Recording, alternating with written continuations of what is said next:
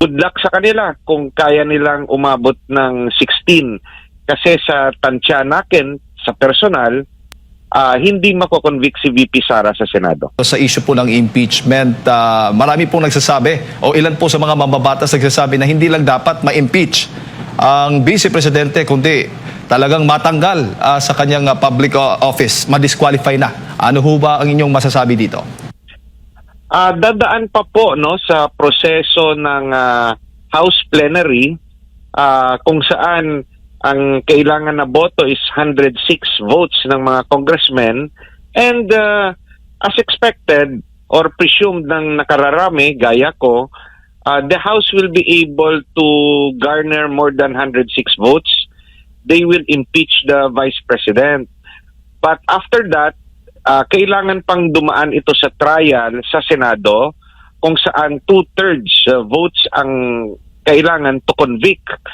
2/3 is 16 senators ang kailangan para makonvict si VP Sara. And good luck sa kanila kung kaya nilang umabot ng 16.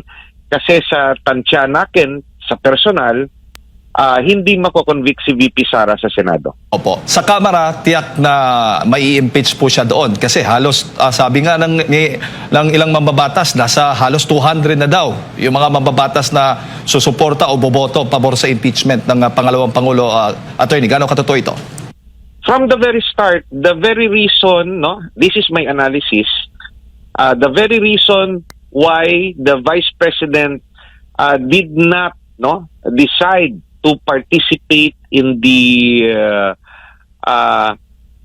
hearing sa Justice Committee is the fact that she has presumed that kahit anong gawin niya na paliwanag sa House of Representatives, the numbers is already there to decide, prematurely decide against her, na prejudge na siya.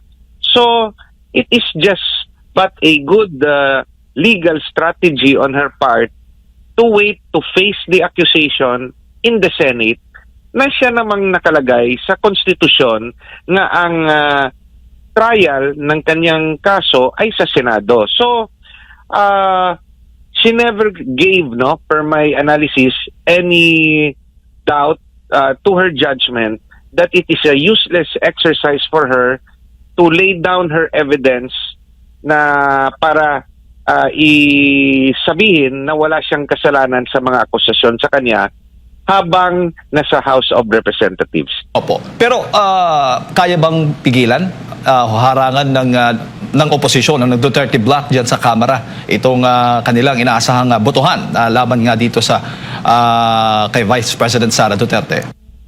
Sa House of Representatives, ang makakapigil lang ay Korte Suprema. Kung nakita ng Korte Suprema na may mali sa paraan ng proseso na ginawa sa House of Representatives, for example, they acted as investigators instead of acting on the complaint filed by private individuals, they should have limited themselves to the complaint and the evidence attached to the complaint. But yung ginawa ng House of Representatives through the House Committee on Justice, sila yung naging investigador, trying to search for new evidence.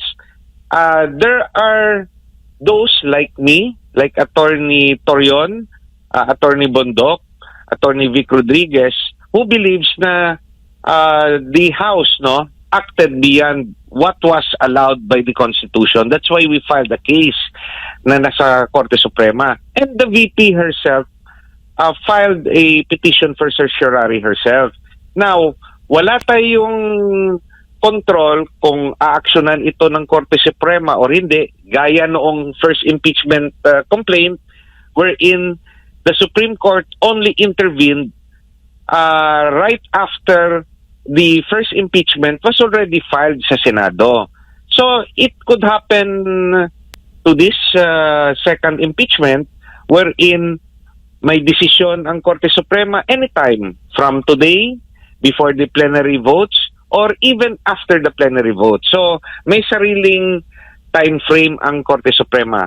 But looking at things as it is politically, we're expecting, especially lumalabas naman sa news, we are expecting that the House of Representatives will be able to get the 106 votes needed, no, out of the 318 members. So, nothing is new to the opposition. Pero yung magiging boto ba ng mga kongresista kaugnay nga dito sa impeachment ng Vice President ay sa tingin po ninyo ay magbabase sa mga ebidensyang inilabas o dahil sa pressure, panggigipit po sa kanila, considering may mga naririnig po tayo na ganun ang nangyayari sa loob?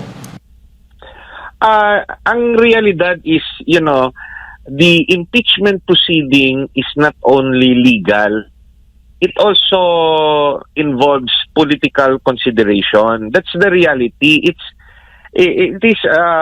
It is not a criminal case. It's not even an administrative case.